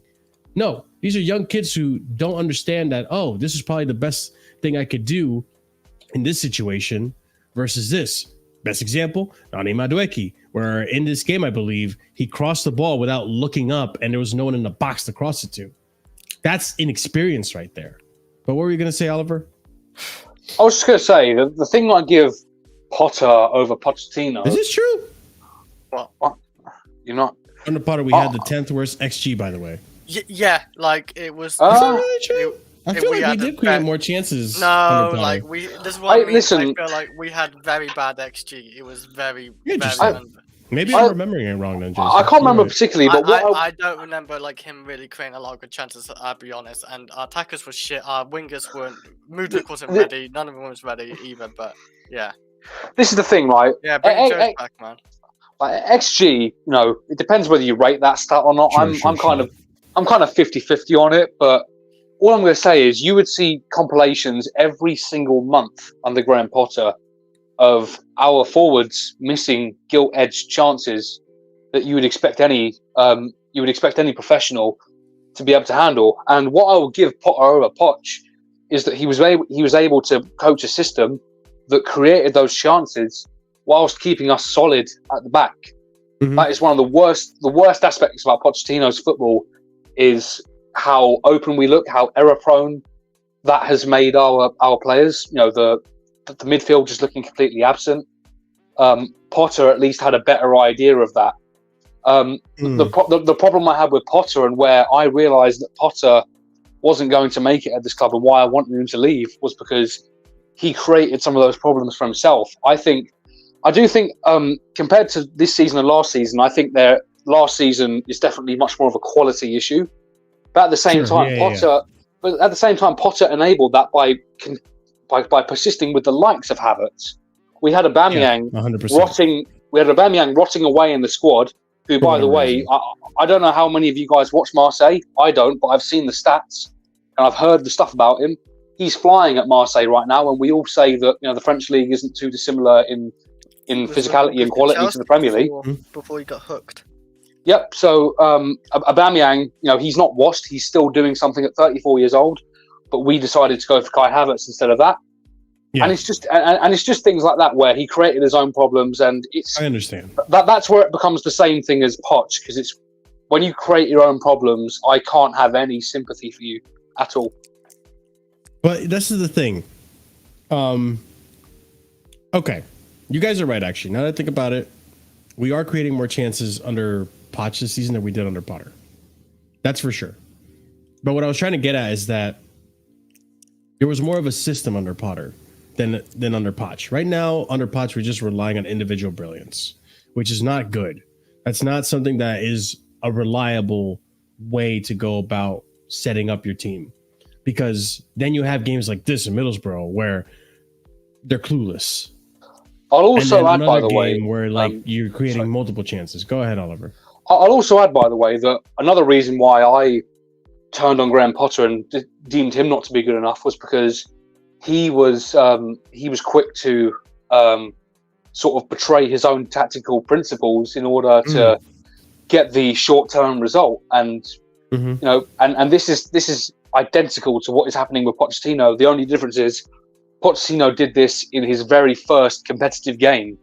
You know, he lost in Kunku, so we're going to throw it all out the window. We're going to play a centre-back at left-back. We're going to play a left-back at left wing.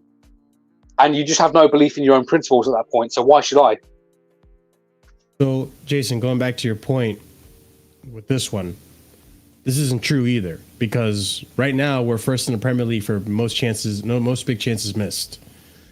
So we are creating chances under Poch, I should say, but we're not, scoring them. So, but then again, this is another thing I disagree with, because I believe even at Brighton they created chances, and the issue that they had at Brighton prior to Potter coming to Chelsea was that they didn't have a clinical striker. They had Welbeck, Mopé, and there was probably another one in there that I can't remember their name, and they were creating chances, but they kept missing their chances. So we'll see. Oh, you meant Potter. Okay, yeah. Okay, I see now. Let's continue the video. You've got to do it the modern way, which is through movement. While you're passing it around, your players in your front line, you have to move the opposition around to create pockets of space where other players can then get in. So just a small example of how that might work. You've got a central midfielder who's come over here and a fullback here, and your wide attacker, he is sort of touch tight with one of the fullbacks, but maybe he drifts inside looking like he's going to receive the pass here, takes the defender with him, and the fullback uses that opportunity to get in. They play a ball around the corner or over the top, and then you're in. And while, yes, that requires ability to pull off, the most important thing is it requires understanding and it requires coordination. And Chelsea just do not have that. Here is just a frankly staggering example from the second half. Okay, Chelsea are doing the horseshoe thing. They're trying to find the space. They're trying to make something happen. But look at the movement being offered by all those players in the front line. There is absolutely nothing. And then in the end, completely short of ideas, they just stick a ball into a box, which Middlesbrough quite happily gobble up. Okay. This was one of the biggest criticisms I had about the team that day, is the absolutely ridiculous lack of movement from the midfield up to the attack. Enzo and Caicedo did fuck all when it came to movement. How many times did Sassy, Thiago Silva in the back doing the Jorginho, navigating traffic, air traffic control, because no one's moving? And I think that goes back to what I was saying about lack of tactics, lack of even from Pochettino's end, lack of motivation. Like, this team has this mentality we've seen multiple times where they get complacent. I think part of it is complacency from the players as well, which I don't put that on Poch, but I am going to put now on Poch, because Poch needs to instill this mentality into these players, and he's failing to do so, which is what the biggest criticism we had of Potter last season was of these players just taking advantage of Potter in a sense. Go ahead, Chris. Which game was it? Like, Pochettino's just really pissed off. You can tell at halftime. Was it against Preston? It was against Preston. I think there were quotes from one of the players after the game that said it was basically the hairdryer treatment at halftime. No, but like, you can see it like in halftime. Like, there was times where Poch is not happy with the standard of Chelsea. Obviously, you don't always see it, and maybe he does it behind in the dressing room, like where we don't see it. But at halftime, you can see he's pissed. He even left before the whistle blew, and he went to literally. Yeah, I think that was Preston. Yeah. Yeah, it was Preston. Like, so I think Poch does do it, but like maybe not enough, or whatever. I don't. Maybe that's why this team's just new together. And after this game, he thought we played well. Yeah, okay, I agree with the Middlesbrough, and maybe that's him defending his players because of how poorly we did. He looks stupid for it, of course. It looks embarrassing what he said. Like I think he does like defending his players in public, and I do like that from a manager. But like, I don't know, like yeah, that what he said was crazy because But he did say what they were. he doesn't defend his players. He literally blamed the result on Palmer missing those chances. He didn't put anything on his own tactical setup, Well, which he as we're said, seeing in this yeah, video, is he said we flawed. could have won it. Yeah, he did say yes, of course. He said if Palmer took his chances, we could have won it. But I'm not sure if it's like blaming him. I feel like he's just saying like he's just unlucky or something like that. Well, But no, well, okay, fair enough. But the point is, there's no accountability on his end for what yeah, mistakes he's making, and that's what I love so much about he could Thomas say Tuchel, for he could example. take He would take that accountability. yeah, he could take the blame and for his team and all that. It's like my fault, whatever. Like I didn't set him up right or whatever. Like I don't know. You can take the blame and just move on. Mhm. But yeah, I remember one instance. I can't remember which press conference. It might have been after Preston, or it might have been the game before that. But when apparently Petrovic was kicking it long a lot, and then I think Matt Law asked Potts a question about that and the tactics, and he got rattled by it. Like, you know, what's that all about? probably didn't, Yeah. like, he didn't like the questioning. Like he can't take accountability for the fact that something maybe not going the way he wants it to, or the fact that what he wants is flawed. Like, Mhm. I don't know. It's a weird one. It's frustrating. It's frustrating, but it goes again. Going back to what we're talking about here, when he said there's two ways to break down low block, right? We were pretty much going for that first option, which is just cross the ball in the box, see what happens.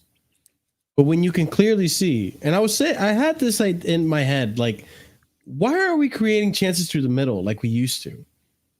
And what was frustrating me is that I'm seeing these players not move for the ball. So yeah, no shit, we're gonna do this horseshoe thing. We're not creating chances in the middle.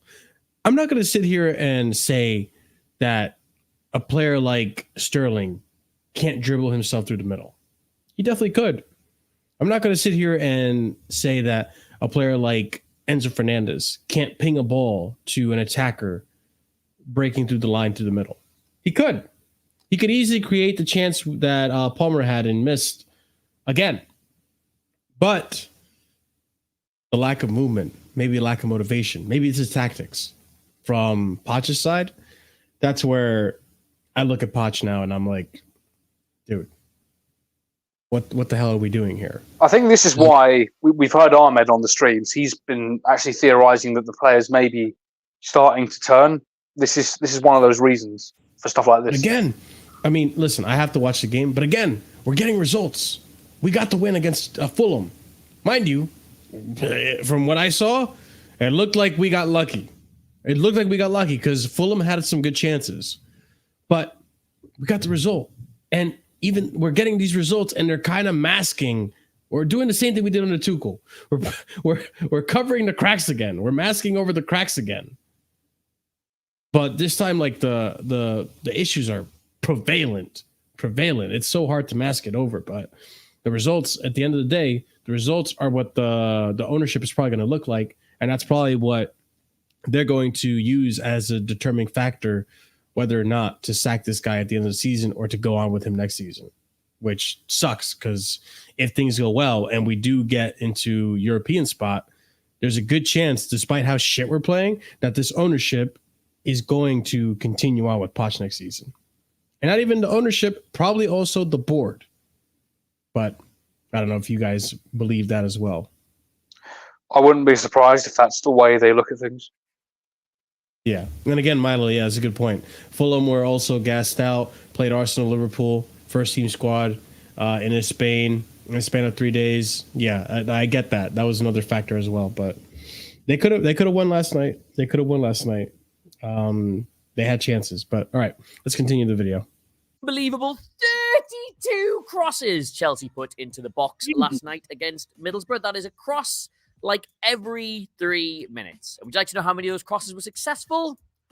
4. That is not a viable route to goal in this game.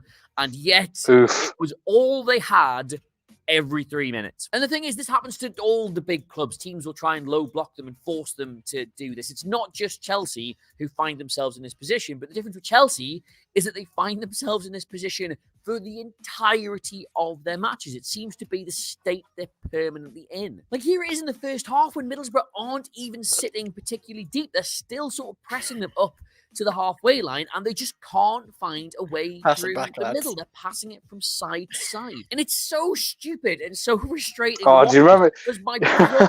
I'm just enjoying it. Do you remember against Nottingham Forest when that fast forward clip from the game came out? We just passed it.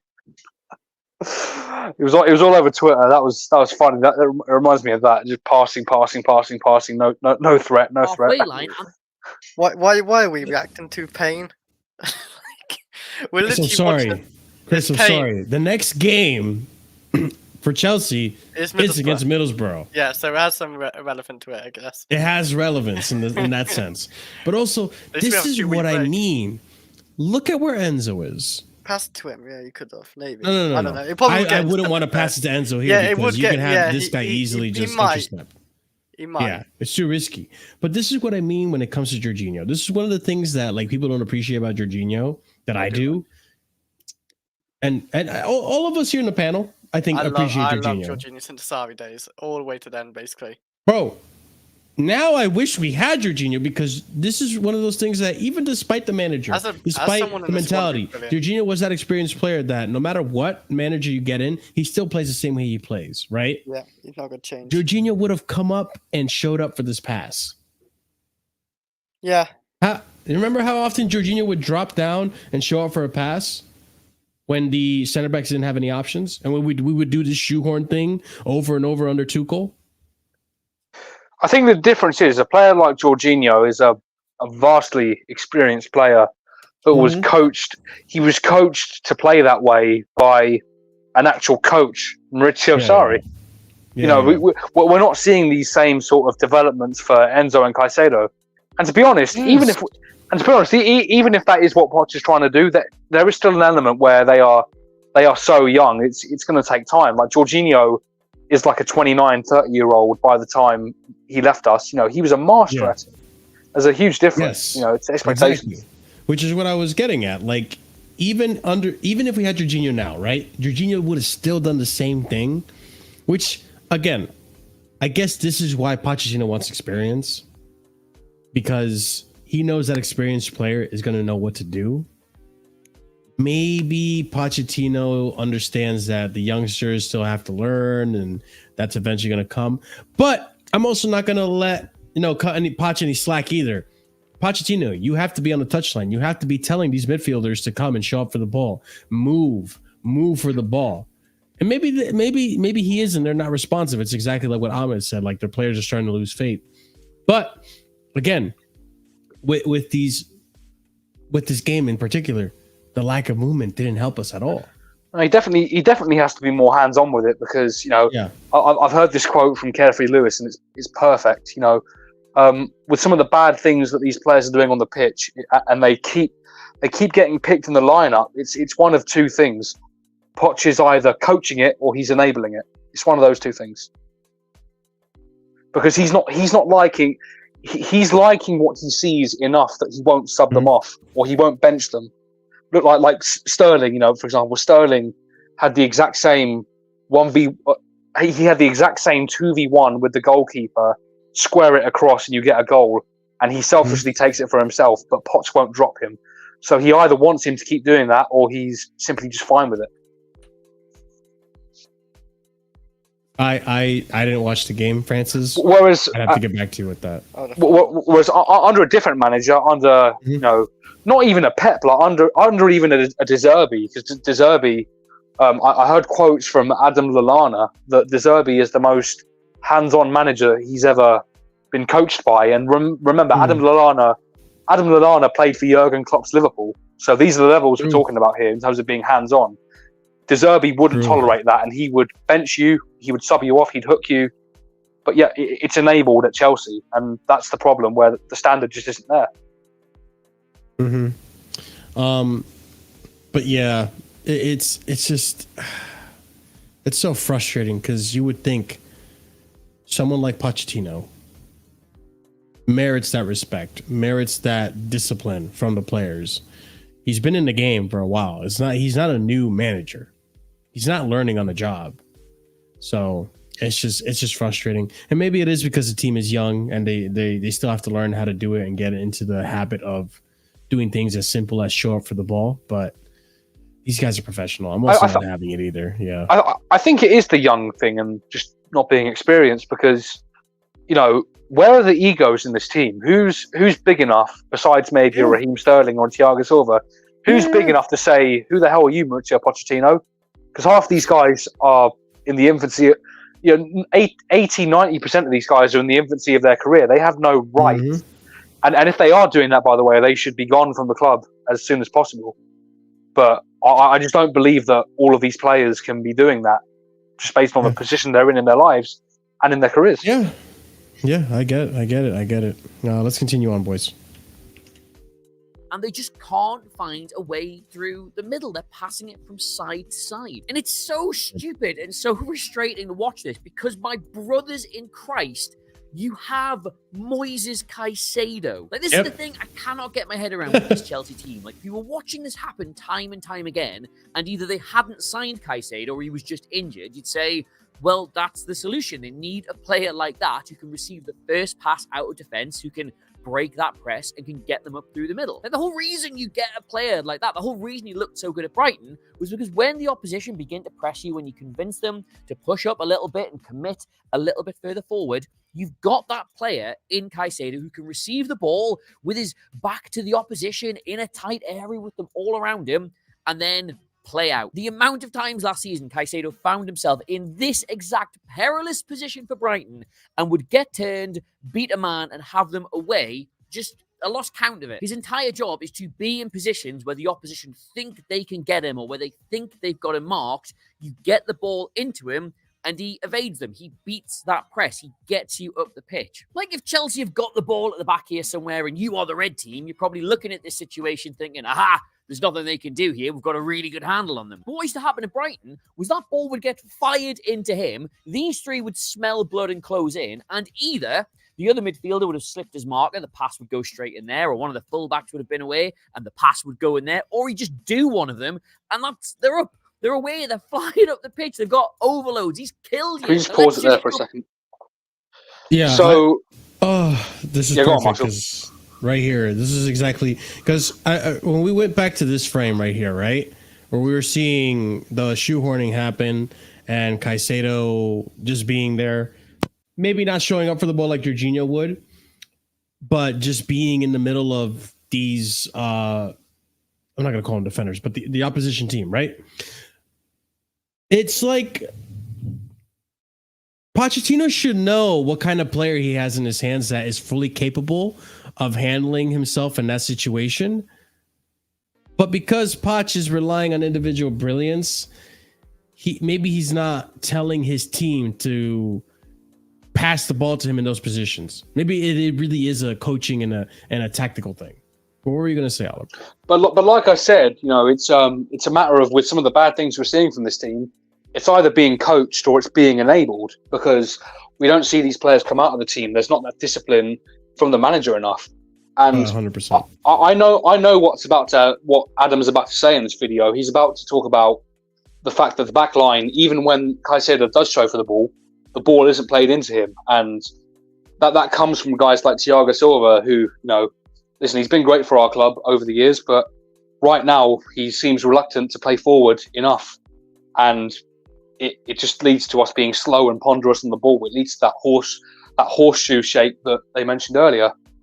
And I guess the other thing is that you saw in the demonstration there how there's two ways you can go about it. You know, Caicedo can either turn three players at once and get us up the pitch that way, or he can slip a pass into his midfield partner.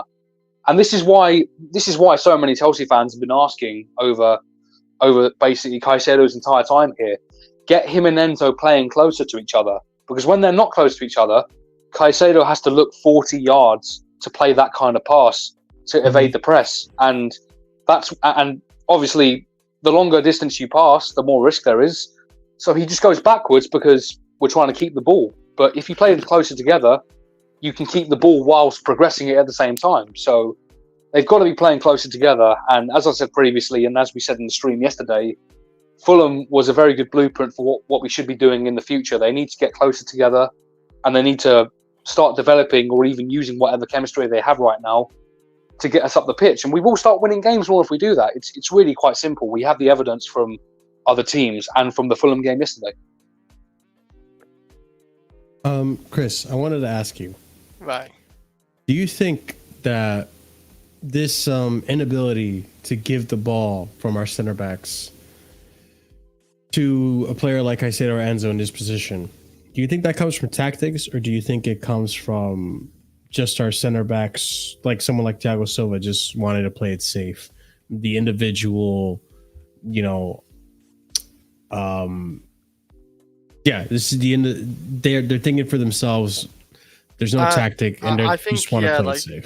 They want to play it safe and don't lose possession of the ball, because if you lose possession of the ball from the back, it's in dangerous territory when they're on attack straight away. So yeah, you don't want to lose the ball from that type of area, because they can score. It's easy to score after that because your defense isn't properly organized when they won the ball. You don't think it's Pochettino's tactics? Well, I think it's down to Pochettino as well, but I think that's sometimes a normal thing, because a lot of defenders do play it safe, side to side, past the fullback, past your midfielders if they're close to you.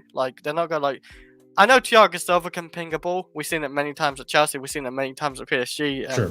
All that. But he pings it far. He doesn't ping it close like this. Yeah, he doesn't ping it in a risky area. He just ping it. Say if he sees a winger free or something, he's got to ping it to there probably if he actually knows he can pass it there. Yeah, but guys, it's safe playing for me. I want to ask though, guess which player on this team can punch that ball into midfield on the ground? I want you to take a guess of who can do that in our back line.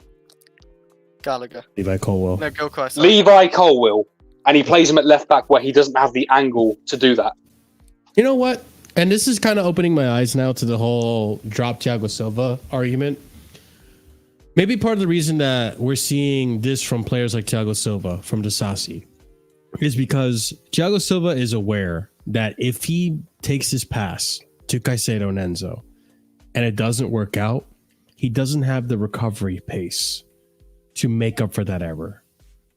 But if a player like Levi Colwill, for example, or Badiashile does it, they have the confidence in knowing okay, I can still defend this even if I fuck it up. Which now...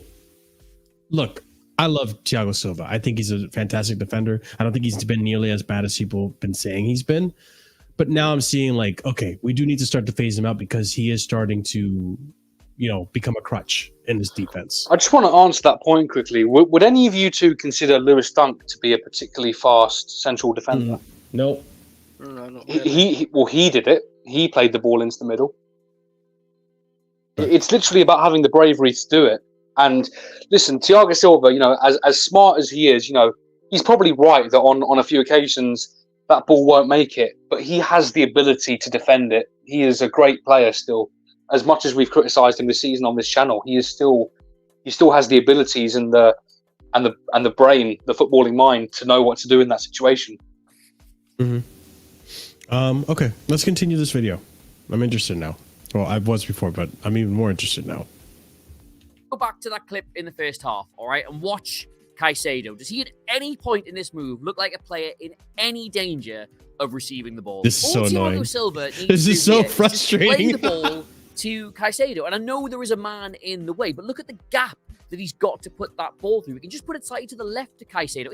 It's Thiago Silva. You can just put a little bit of outside on it and get it around him. And if that goes into Caicedo there, then either he drops off a first-time ball for Fernandes here, who is away into all this space, or when this lad here smells blood and decides to try and go onto him, he can just get around him. He's a much better player. And if they do that, they're in through the middle, the promised land. Instead, they just keep knocking it around from left to right, and Middlesbrough sit off, and the space disappears. And here is the exact same thing again in the second half. The way you're supposed to defend against Caicedo is to drop your line of press behind him so there's nobody for him to beat. Middlesbrough have taken the bait. They've pushed up. He's between their press, and still they don't find him with the ball. Like, I know technically he's surrounded by Middlesbrough players here, but the whole reason they spent that much money on him is because he's supposed to be good enough that isn't a problem for him. That's his whole thing. Accurate, incisive pass, which if you're in a team like Chelsea, you should be able to do with your eyes closed.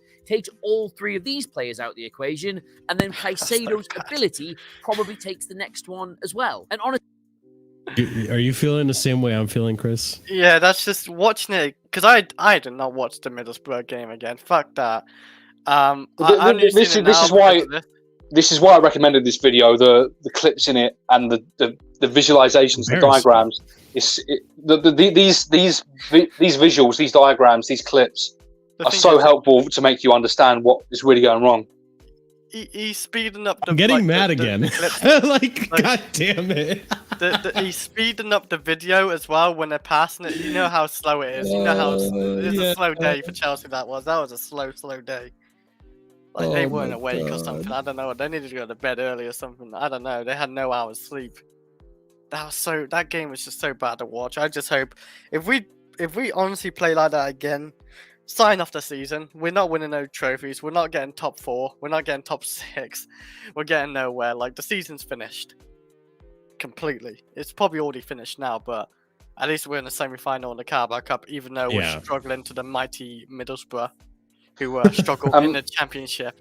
And by the way, Stamford Bridge, I need Stamford Bridge to show some standards as well. If we do lose, the way. Oh, they should be. Because we going after the manager, the players, anything like. We talked about it yesterday. 100%.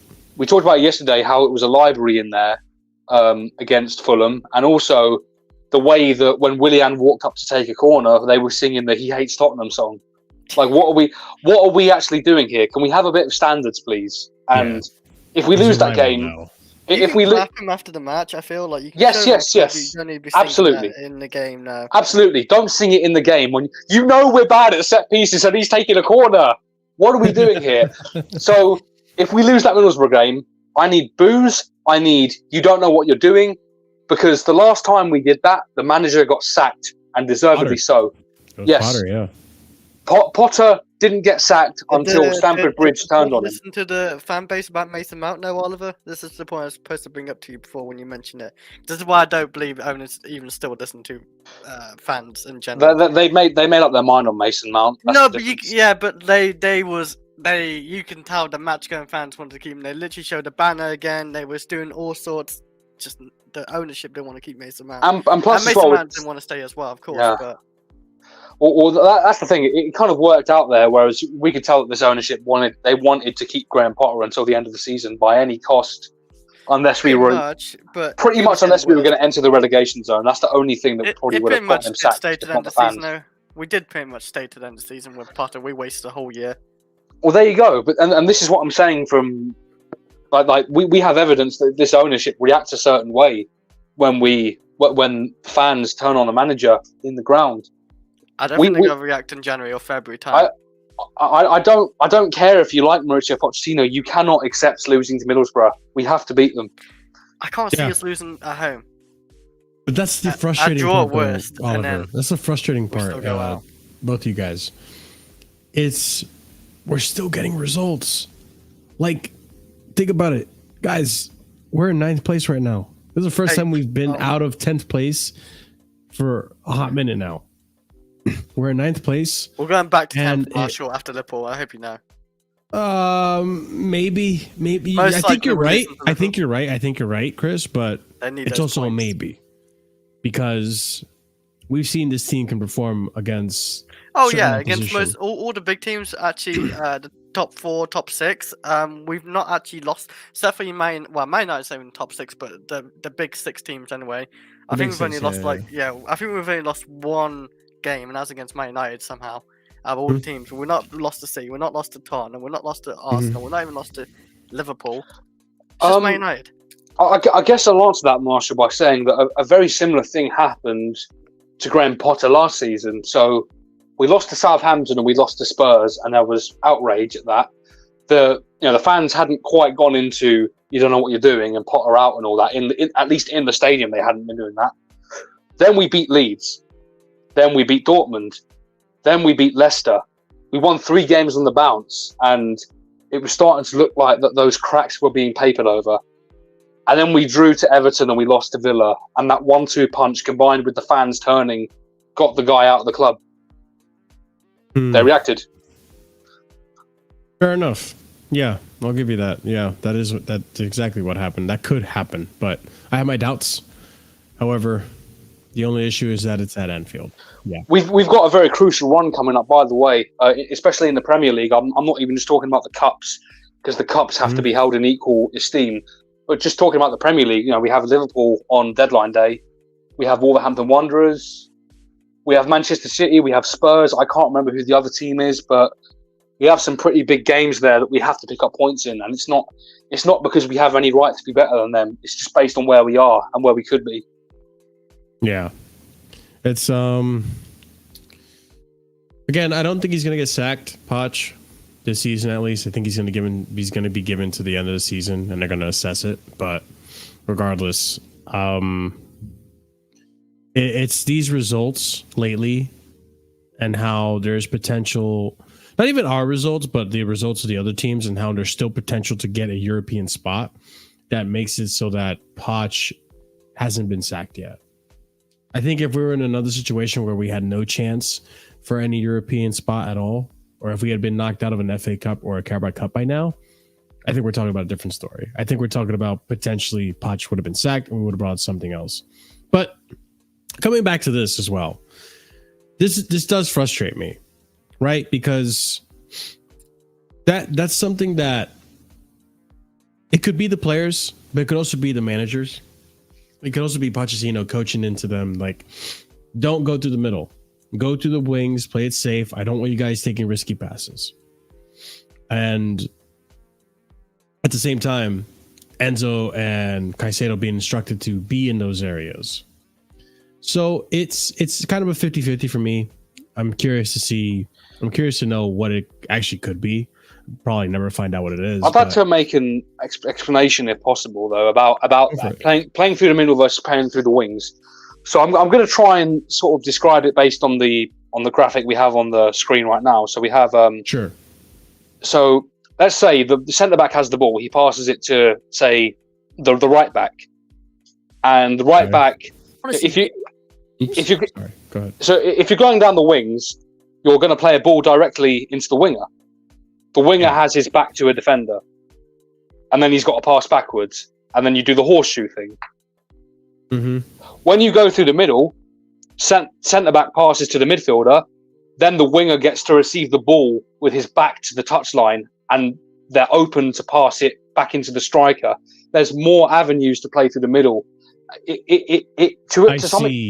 To some extent, it is riskier, but then again, this is why you buy a Caicedo and an Enzo Fernandez. You buy players with the quality to do that. Go ahead, Oliver. Sorry, I was just going to add on to that. We have centre backs that can play those passes into the middle as well. That's all. Yeah. That's an interesting perspective that you point out, because that is true. If you want to like pretend like these players have cones or triangles in front of them to kind of represent their field of vision, if you are to receive a ball here, you're most likely to be looking up this way, so you don't see all this.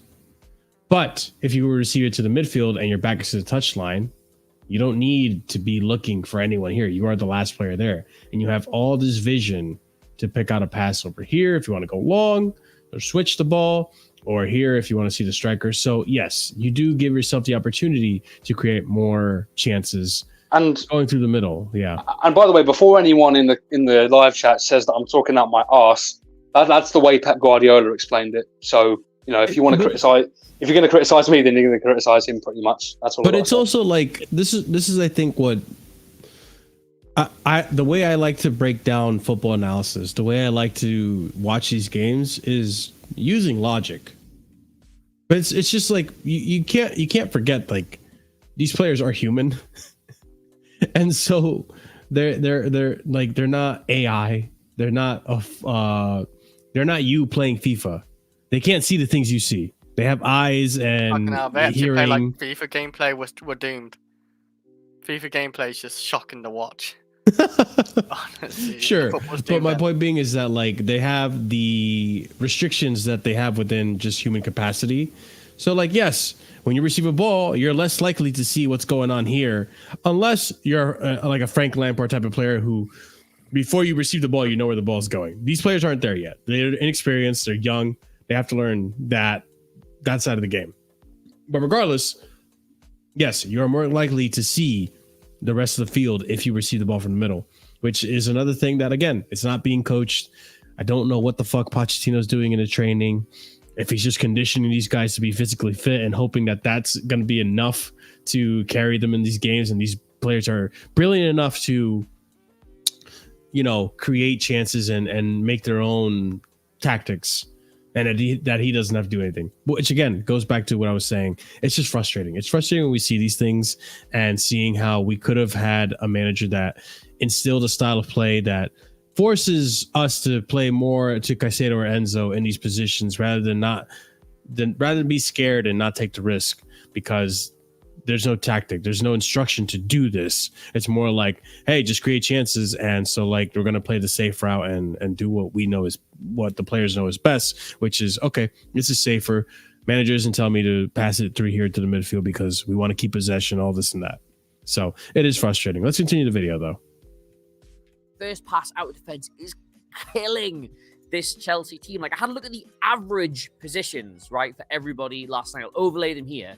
How on earth is Enzo Fernandez receiving the ball in deeper positions than Caicedo is? I know Fernandez gets a little bit of criticism for his chance creation, both in terms of the quality of it and the quantity of it, but that's never going to change if he's having to drop all the way back there to receive the ball. And you just... Go ahead, Oliver. Just could you go back to that graphic? It's literally like 2 seconds back. He's literally picking up the ball in the left back area. You tell me. I don't know. People in the live chat that don't rate this guy. You tell me what he's supposed to do from here. Yeah. No, I mean that's what I'm thinking too. Like, do they expect him to always consistently ping a pass to? Is this Gusto? This looks like Gusto over here. What, in the bottom right? Top right corner of the screen where my mouse is. Oh no. That would be. That looks like Gusto. It might be no. Gusto's in the bottom. Is in the bottom left. Gusto. So that's probably Sterling. I think. Can't even tell. Okay. That is Sterling. We're playing a pass here, maybe. I don't know. No, he's this is like what I was saying earlier, though. Like, I'm a midget too, man. This is what I was saying earlier, though. You cannot ping the ball every single time, because then you're Bruno Fernandes and you don't control the game. Mm-hmm. But when Gallagher was getting the ball that deep, you guys were complaining because Gallagher doesn't have the ability that Enzo has. Gallagher will lose the ball this deep. Gallagher has a hard time maintaining the ball this deep. And by the way, he does put his defense at risk. And by the way, we do complain when that happens with Gallagher. But I want to make it clear that we do not blame Gallagher for that. We blame Pochettino because this player clearly has a skill set that is suited further up the pitch than further back. And yet we see him picking up the ball from the centre-backs. And it's risky. We've seen turnovers happen there, albeit unpunished. But one day, you know, the law of averages, one of these days it will go punished and we'll concede and we'll lose the game because of it, because we don't create chances properly. So, you know, it's a criticism of the manager. It's not necessarily of Gallagher. You know, Gallagher, whether we rate him or not, the fact of the matter is he, like every player, has a certain skill set that's suited to a certain job, a certain role, a certain area of the pitch. That is not picking up the ball from deep. Which is exactly what Adam is getting to, which, Jason, this is what we're getting at. I think what Adam is saying in this video right now, in this part of the video, is that you don't want a player like Enzo to pick up the ball this deep. You want someone like Caicedo to do that, because Caicedo can run up the pitch. Caicedo can pretty much disqualify 4 other players because of where he picks the ball. And so it puts Enzo in a position where he can give you that assist. He can give you that chance creation. From here, it's really hard to create a chance.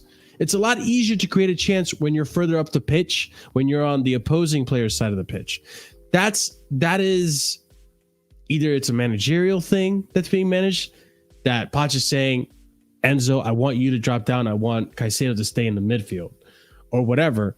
But this is what Adam was trying to point out, that you don't want a player like Enzo to constantly be the one dropping back to create chances, and then at the same time criticizing for not creating chances because he's the one dropping back. You want Caicedo to have this role. No, you know what, Marshall? Give the ball to Enzo, and Enzo can create a chance from there. Go ahead. You know what, Marshall? I'd argue you don't want any of the midfielders picking up the ball there. That's a left back zone. You want Colwell there, so Colwell can either be in the left back zone, or he can invert into midfield, or another left back can invert into midfield. That's a left back area. You want your midfielders to be a little bit further forward, and like Adam says in the video, to receive the first ball from the back line. Yeah. All right, let's continue the video. All the way back there to receive the ball. And you just take all that disorganization and that lack of direction and lack of an idea, and you put it up against a Middlesbrough side who, despite being on the bones of their arse in terms of personnel, are organized, are well drilled, and are determined, then you're gonna lose. All they were looking to do was invite Chelsea on, stay disciplined, and try and hit them in the space they invariably left, and they did. They did it in the first half, and they scored this goal from it, and they could have done it again. They were really good last night, Middlesbrough. Like, I was so impressed with them, but they weren't good in any way that sort of marks Michael Carrick out as some kind of tactical genius. They just did the things that Chelsea don't like and did them really well. And there's no reason they can't do that at Stamford Bridge either. But yes, whatever side of this you were on, I do hope you enjoyed that. And if you did, you can subscribe to us here on 442. We are within spitting distance of hitting 500,000 subs, so that would be so... That being said, yeah, guys, check out Adam's channel. This is pretty good analysis. I think I learned a lot more about Pochettino and this Chelsea team through this video than I anticipated. But yeah, it definitely opened my eyes to a lot of things and a lot of how we play as a team. But for sure, I'm looking at POCH and I'm thinking POCH is a lot to blame. Not to mention, like, obviously players need to be more motivated and stuff, but that's also another thing that you can put on POCH to instill in the players. And we've not seen it as of recently, but big up, Oliver. This is a good video, man. Thank you. It's a relatively good channel based on what I've seen from it. So like I said in the beginning of the stream, I'd recommend it to anyone that's got the time for it. Mm-hmm. That's not necessarily true. Marshall, Xavi, Fabregas pick the ball deep more often than not, and you know what they did in the attack. Yeah, no, I get that. But they didn't drop into a left back zone. Not even that, but like, again, this goes with the experience though, Vic, is that an experienced player knows that deep lying playmaker can give you those passes and automatically knows to make those runs. And if that attacker, Sterling, who is the experienced player, should know that. But if that attacker isn't being coached, he's a young player and he's not being coached to do that, then that young player is not going to know to make those runs. And so, again, a young midfielder in Enzo is not going to know to find those passes automatically without actual proper tactics, which is why I'm criticizing POCH. POCH should be the guy telling these players to make those passes, to look for those passes from deep if you want to play that way. And the attacker should know to make those runs and find himself in that position if this player were to get the ball from this position, So it goes both ways. Like, I could criticize the players, but at this point too, because these players are young and I don't expect them to know to do these things at their age, I got to criticize the manager, because the manager should be telling them to do this. Experience in football, intelligence matter. Enzo is not a finished product yet, but he'll get there. Yeah, Vic, I'm glad we agree on this. That's exactly what I'm getting at. Enzo doesn't know to make those deep passes from deep, and the attackers don't know to make the runs. I think I don't think they do. Where you have to blame, where you 100% have to blame the players, and this is this is where we're going to have balance to our argument. You know, as much as most, if not all of us, are POCH out on this panel right now, we're gonna have a balance to it. The players have to be blamed for their individual errors. Like we mentioned, Cole Palmer, 3 gilt-edged chances, he has to score them. A hat trick of opportunities, yeah. Yeah, and us criticising him now doesn't mean that we hate Cole Palmer, that we don't rate Cole Palmer. He had a fantastic game against Fulham, and we praised him for it. And you know, he's got that credit in the bank at the same time as well. But in that moment, you have to do better, and that cannot be put on Pochettino. What you can put on Pochettino is the fact that was our only avenue to create chances was through errors from the opposition. But in that moment, you know, you have to deal with what's in front of you. He had that chance; he has to score it. I agree. Chris, any final thoughts, man, before we close out this video? I feel like brilliant React video, man. I feel like The Shining, man. Just witnessed a horror just again, and just sitting there watching in pain, and just my soul's getting ripped out. I don't know, man. Chelsea's mentally draining me this season again. I agree. We're literally in the second season of a horror show. Some sort of fucking, I don't know, Lost. If you ever watched Lost, I'm just lost with this Chelsea team. It's just, I don't know. I'm confused. I'm just very confused because like how much we spent over the last 2 years and we've not like shown one bit of like where Chelsea should be. But I know why, because part of the reason we've changed the team twice now, basically. So we gotta stick with the team now, with this team basically, and build on from there. Hopefully. Well, if it helps you guys, we don't play for another 8 days, 9 days. Yeah. Against Middlesbrough, hopefully we see. Yeah, this is the Premier League winter break now, so got a bit of time to chill for the moment. Well, ladies and gents, take this time to take a little mental break from Chelsea, because who knows what's going to happen in the FA Cup or the Carabao Cup. No Chelsea. You know what? I'll give everyone some advice. If you got the time for it, go and watch some AFCON. I mean, I know. Yeah, AFCON's football out there, man. I know there are certain African players that don't respect the competition. Maybe you should do so. I don't know. Wait, who's that a jab at? That's Andre Onana. He missed Cameroon's opening. He missed Cameroon. He missed Cameroon's opening game today in order to play for Manchester United. My God. Yeah, for the mighty Reds. Yeah, we'll see.